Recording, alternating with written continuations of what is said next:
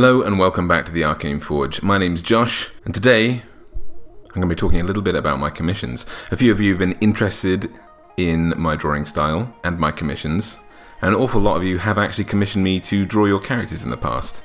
Thankfully you've all been cool enough to let me record drawing those, so although I've started an awful lot of series recently, I like to have a few things that I can juggle all at once, a few different types of video that I can embark on a Friday just to keep it fresh and interesting, and this is going to be one called the Commission Corner, where I talk about my process while I'm drawing one of the characters that you guys have sent in to me. If you didn't know, on Patreon, one of the pledge levels is to commission me to draw your character for you, your D&D character or an NPC if you're a DM, and then I draw you up a digital copy of your character.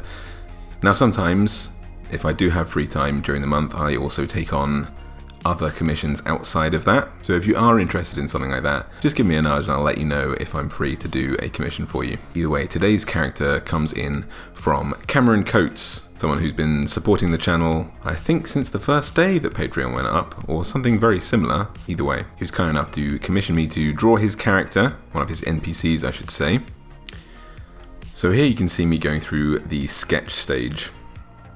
Basically in this process, I just draw a kind of rough outline of what I want the overall image to look like in the end, and then eventually I send this image off to the commissioner, in this case Cameron, to kind of say, is this what you were looking for as well? They give me a nice description of what they would like to see, and then hopefully I can sketch that to the best of my abilities. If they like it, then I carry on. If not, then I start from scratch or I make some edits. Cameron was happy enough with this. He had a few little edits here and there. He said that his character was a spellcaster and should reflect that a little bit more with some scrolls on the belt and things like that. His character is an NPC who's the mayor of a town. And he is surrounded by an entourage of constructs that do his bidding. Kind of police force, if that makes sense. But they're all shrouded in these dark robes. And at the point of doing this commission, the only thing that his players had seen of them was perhaps a grey hand from underneath the cloak sort of slip through from these construct men.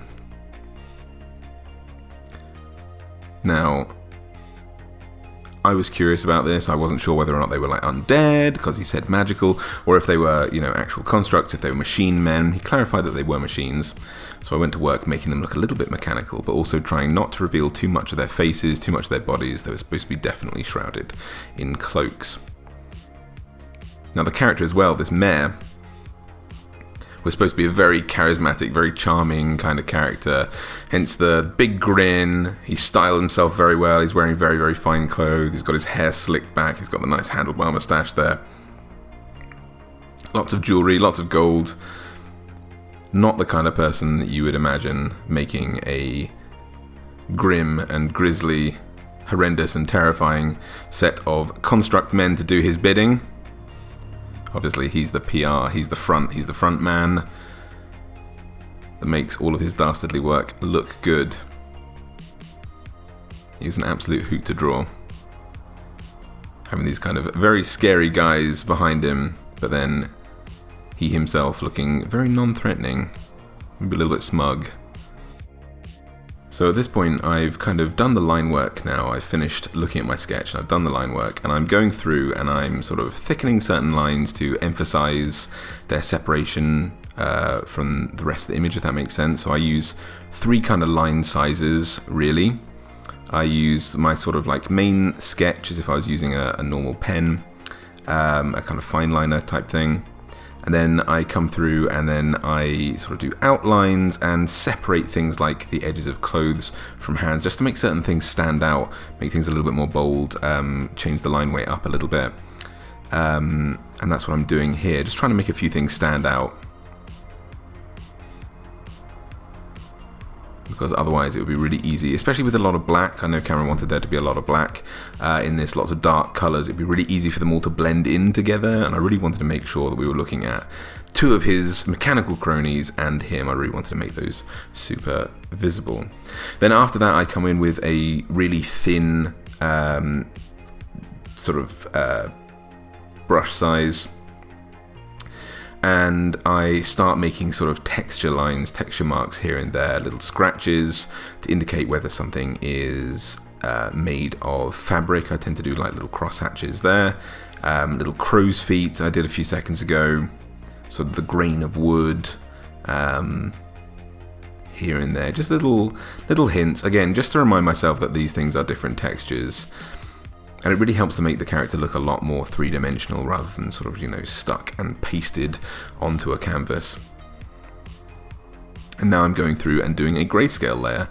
I do this because I like to keep my colors nice and flat. I'm a big fan of vibrant colors. And so I will go through and I'll kind of shade an image first to know where I want light to hit everything, and then I'll do a low opacity, a very semi-transparent layer of colors over the top of that in what's called a multiplied layer in Photoshop. And so basically it retains all of the lights and shadows that I thought should be there, where I exactly want to keep them, and on top of that it has all the colors that I really enjoy. So this is me finishing up the grayscale layer here. And I picked out a color palette in advance, things that I wanted to use.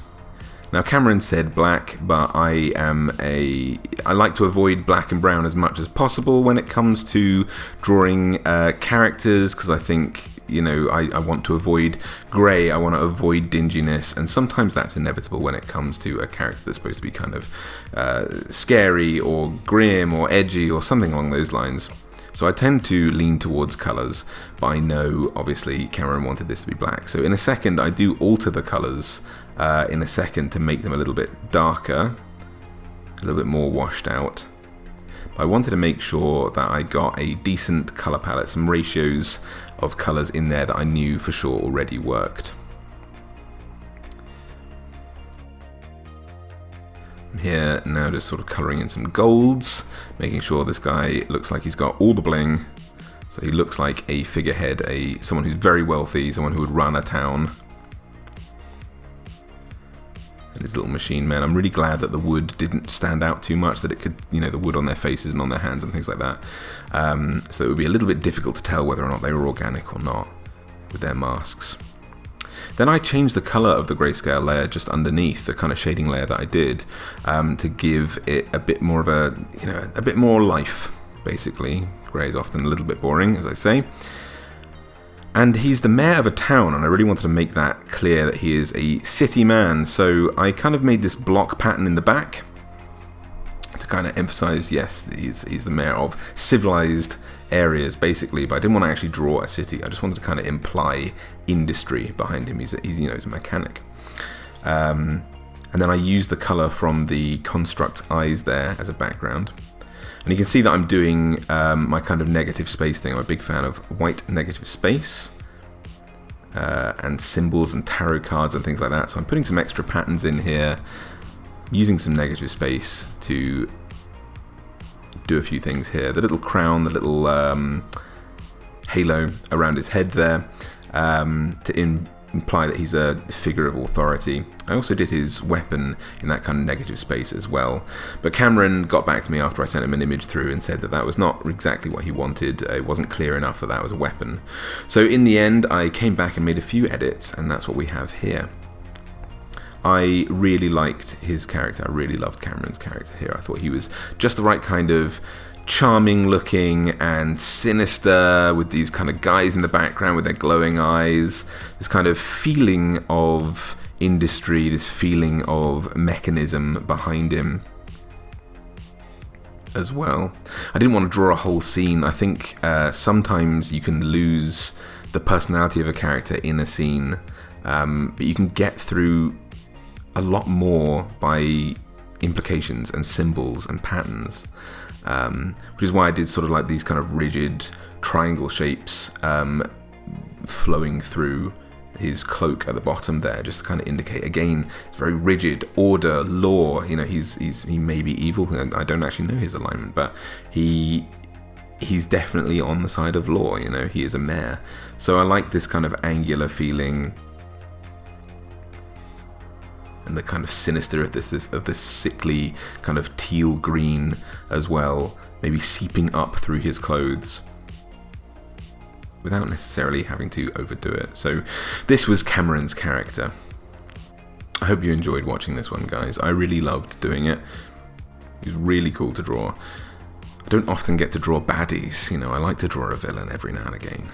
Although I'm very familiar with drawing monsters, mechanisms, steampunk, that's kind of like where I like to go with my fantasy settings as well. So it was nice to draw some mechanisms, nice to draw some gilded edges, some worked wood, someone wearing a lot of gold. And although I was initially put off by the idea of doing so many dark colours all around him, I think the greens and the browns really brought him out of his shell, really showed the character in here, and I think the blacks were actually necessary. I think that the dark colours were really necessary there as well. So Cameron was really happy with this character in the end, and I am too. But make sure to let me know what you think in the comments down below. If you enjoyed this video, make sure to leave it a little thumbs up, a little like, maybe favourite it if you thought it was fantastic. Also subscribe for more content like this every week. I do 2 videos a week. All of that really helps the channel to grow, and it's fantastic support, so I can't thank you enough for that. But if you'd like to support the channel financially, if you'd like to help me do more videos like this and improve the channel over time, and maybe earn a character illustration of yourself, I say I do have a Patreon page. I'll leave the link to that down below in the comments section. Until next time, guys, this has been the Commission Corner. Thank you so much for joining me, and I'll see you on Monday.